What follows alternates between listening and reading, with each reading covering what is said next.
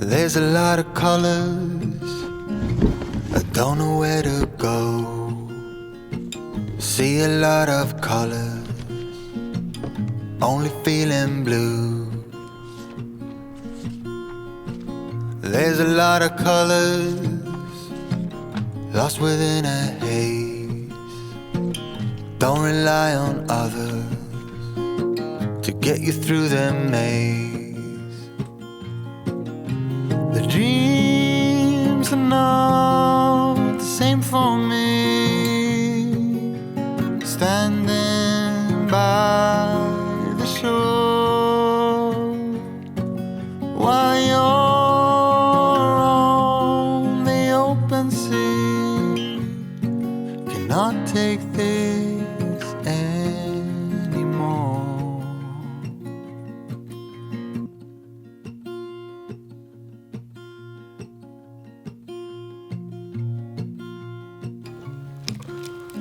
My friend Laura made me this photo album when I was 19 of our summer in Chautauqua. I met Lauren and basically told her we were going to be friends, and then made her try and date my friend Ed because I knew that there was no way a girl who went to Vassar College would date me as a freshman in high school.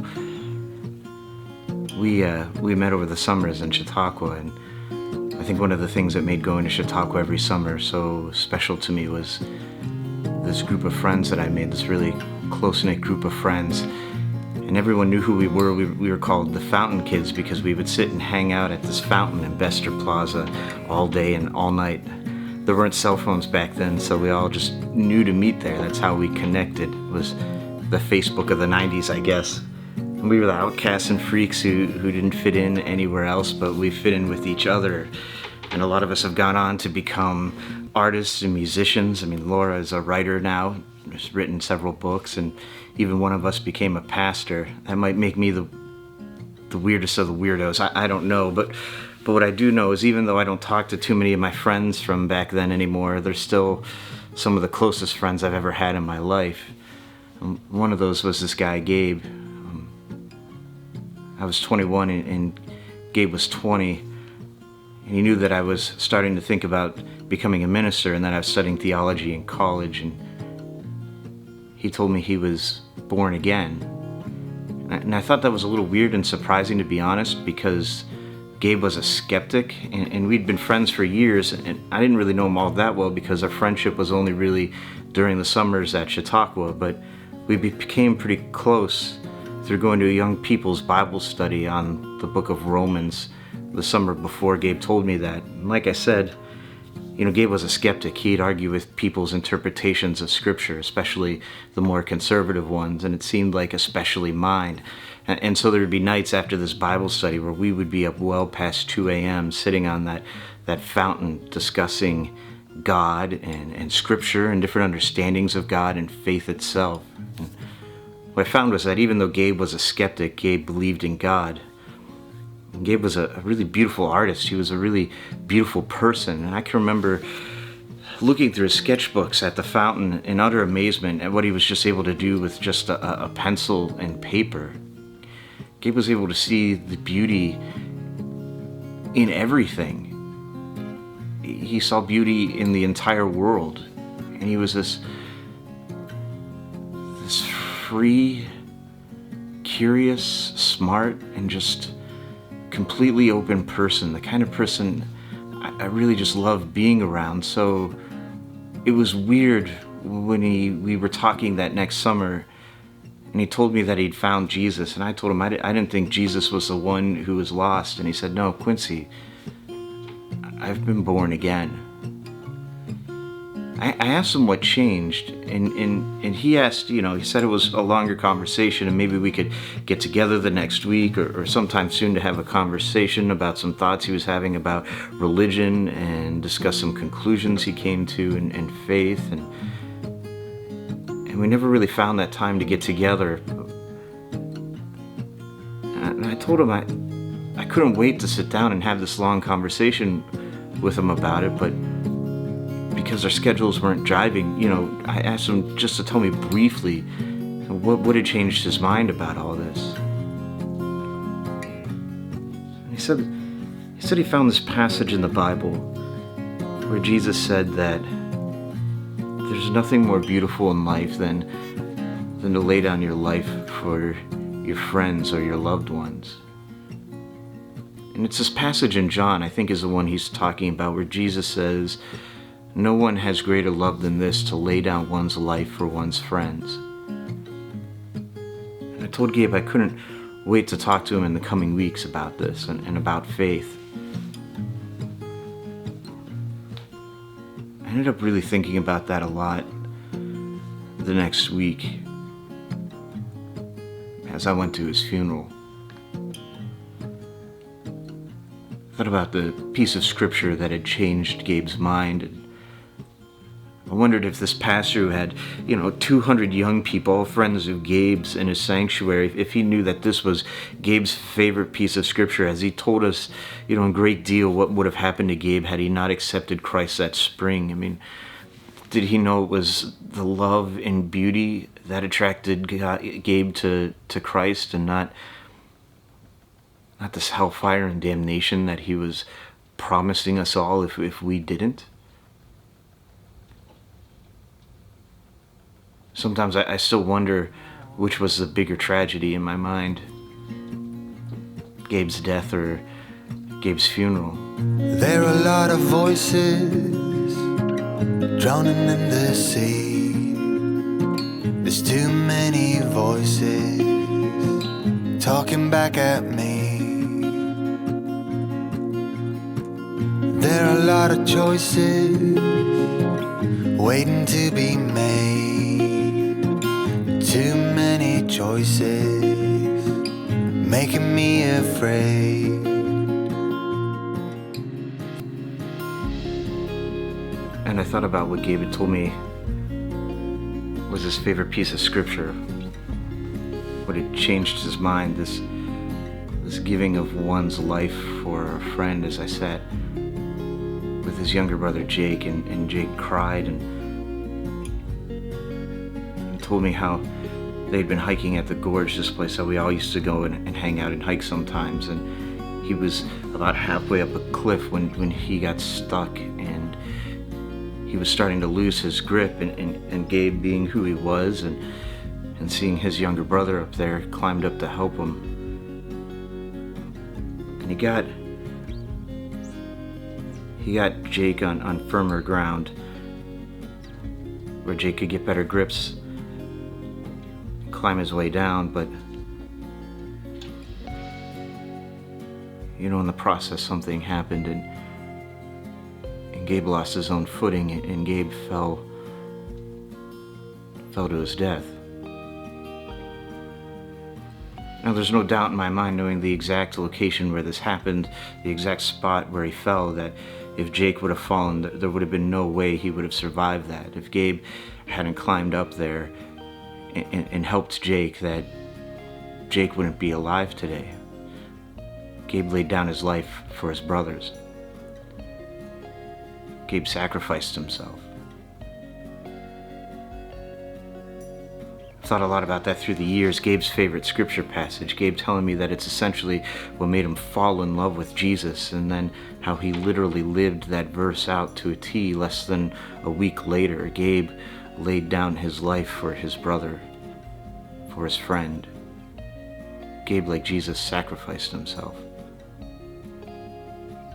And so as we're locked down this Easter season, for some reason I've been staying up late at night lately, thinking about all the friends I've lost in my life. Some of them were to suicide, others were to addictions we shared, other friends I lost through tragic accidents, and some were even murdered. I haven't lost many friends due to health issues. Most of my friends have died tragically. I guess it's a cost of my lifestyle choices when I was younger, but because I haven't lost many friends to health reasons, I think that's why I've been thinking about it lately. And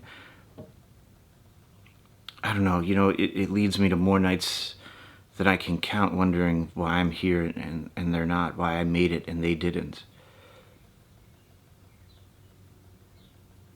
But especially in thinking about Gabe and everything that's going on, it makes me wonder, what is sacrifice? What does it mean? And you ask all sorts of people and you'll get all sorts of different answers, but what about biblically? What does sacrifice mean, and what does it mean to sacrifice something? Now, there are examples of this all over the Bible. We have Cain who grows produce, and he sacrifices the produce he grew on the land to God, and Abel grew cattle and sacrificed cattle, and we're told that for some reason God loved Abel's sacrifice and he rejected Cain's. We have the famous story of Abraham, who's asked to sacrifice Isaac, and he nearly does, but God provides a goat for him to sacrifice instead. And then there's a story about Moses coming down the mountain and finding that Aaron had built this huge golden calf, and the Hebrews were making sacrifices to it. And Moses gets so angry that he throws the tablets down and they break, and that's why Moses is never allowed to enter into the promised land. There's this other weird story in the book of Judges where this guy named Jephthah promised God that he would sacrifice to God the first thing that he saw when he got home if he was victorious in war. And when he gets home, his daughter is so excited to see him that she bursts out the door and runs out to greet him, and it's the first thing that he sees, and he has to sacrifice his daughter. In Leviticus, we find that there are all different offerings for all different things, like for sin or peace or joy or for trespassing, and all of which require that a sacrifice is made in order to make it right. In the New Testament, then, we see this shift where Jesus is offered up as kind of the ultimate sacrifice. In places like John 10, verse 11, Jesus says, "I am the good shepherd, and the good shepherd lays down his life for the sheep." Or in Mark 10:45, where Jesus says, "The Son of Man came not to be served, but to serve, and to give his life as a ransom for many." Paul goes on to affirm Christ as this ultimate sacrifice in places like Romans, where he says, "So then as one transgression there resulted condemnation for all men, even so through one act of righteousness there resulted justification of life for all men." And Paul goes on to say in chapter 12 of Romans, one of my favorite verses, "I appeal to you, brothers and sisters, by the mercies of God, to present your bodies as a living sacrifice, holy and acceptable to God, which is your spiritual worship. Do not be conformed by this world, but be transformed by the renewing of your mind, so that you may discern what is the will of God, what is good and acceptable and perfect." And so what we see then is a shift in thinking here throughout the Bible. A sacrifice starts as something that you offer, and it ends up by being something that you are, or that you become.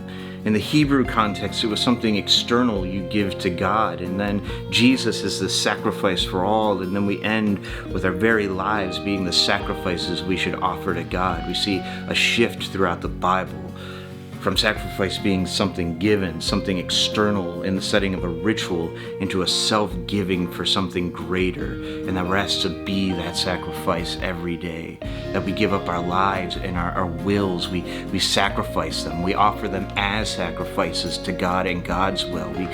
We sacrifice our lives to be made holy, to be made sacred, and to help make this world be holy and sacred.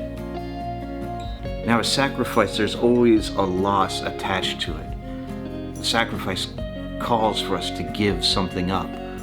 It isn't just deciding that something is going to be sacred or holy. It's a giving of something, a losing of something in order to become sacred or holy. And sometimes we forget that in order to sacrifice, something must be given and something has to be lost. There's this other story in the Gospels where James and John come up to Jesus, and they basically ask him to grant them one wish. And Jesus asks what it is, and they say they want to be put on the right and left hand side of him when he comes into the new kingdom. And when the other 10 guys hear about this, the other 10 disciples, they obviously get upset. So Jesus tries to remind them that authority doesn't come from lording it over people, but authority comes from serving, and it comes from the sacrifice, from this giving of yourself for others. James and John in that story and Mark don't even realize what they're asking. Maybe they're thinking in the terms of a worldly kingdom where Jesus is this ruler and they're asking for, I don't know, like cabinet positions of glory and honor and power, but they don't understand what's about to happen and what Jesus is going to give up, and that Jesus is going to be a sacrifice. And they want this glory and honor and power without realizing the cost that really comes with it. In some ways, I wonder if they're not making a similar mistake to the pastor at Gabe's funeral. It wasn't the glory or power or honor. It wasn't the reward that attracted Gabe to Christ. It was a sacrifice. The idea that Christ laid down his life for us so that we can live freely. The sacrifice that Christ made for us and asks us to make for others. That's where Gabe saw the beauty and the love of God. That's where the holiness and the sacredness of Christianity rested in it for him. And the surrender of ourselves to something greater. And the giving up of our own lives for others. And the setting down of our will for God's will. And the call on the life of a Christian to be a holy sacrifice to God as Christ was a sacrifice for us. In the Gospels, Jesus tries over and over again to get the disciples to see the bigger picture. They seem to be missing it. And it's at that end of the passage in Mark where Jesus is trying to explain it to James and John, the rest of the disciples, that we find that beautiful summary of what Jesus is trying to tell them, that whoever wishes to be great among you has to be your servant, and whoever wishes to be first among you must be a slave of all. And he gives that line again, for the Son of Man came not to be served, but to serve and to give his life as a ransom for many. The sacrifice is the giving up of something precious to you in order to make something holy, in order to make something sacred. And what Gabe did was something sacred. He put somebody else first at the risk of his own life. And that's a sacred act. That's a sacrifice. Christ went to the cross of his own will, of his own volition, not because it was something that God demanded, but it was because Christ wanted us to be holy. Christ wanted us to be made sacred, or as the book of Hebrews puts it, so that we would become this royal priesthood. And I think Gabe is right. There's something remarkably beautiful in that Christ saw that all we are and all that we could be, and he was willing to sacrifice himself for us. It wasn't about glory. It wasn't about reward. And I think it's the single most beautiful act in all of history, to lay down your life for others. It's a sacrifice. It's a sacred act of making something holy. And Jesus bids us to come and follow his examples of going to make everything sacred and holy. And so where do we make these sacrifices? True sacrifices? Where do we give of ourselves to make things around us holy? Do we offer up our wills? Do we give our lives over in order to be in service to God and of other people? Because I think that's what we're called to do. We aren't called to lives of glory or power or honor. We aren't asked to be first or to sit in the best seats. We're asked to pick up our crosses, to serve others, to live as a sacrifice made to God in order that the world might be holy and sacred, so that the kingdom and reign of God may finally come to fruition and this world might live in some semblance of peace. So may you go being made holy. May you go as a living sacrifice in the hopes of making this world sacred. And may you go in the deepest bonds of friendship to where you would lay down your life for another.